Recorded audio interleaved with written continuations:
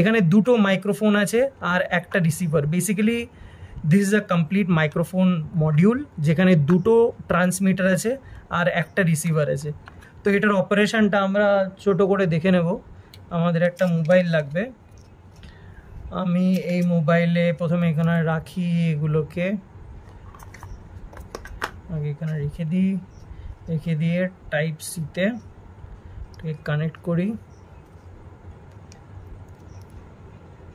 আমি এখানে কানেক্ট করে নিলাম। দেখতে পাচ্ছ তোমরা যে এখানে দুটো ব্লু লাইট জ্বলছে।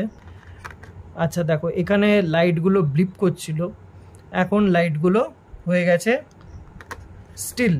এটা যদি আমি খুলে দিই লাইটটা ব্লিপ করবে, দেখো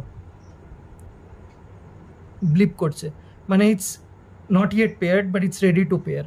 যখনই আমি এটা কানেক্ট করব রিসিভারটাকে, সঙ্গে সঙ্গে this lights will become stagnant, এগুলো স্টিল হয়ে যাবে, মানে it's ready to, you are ready to operate with this mic.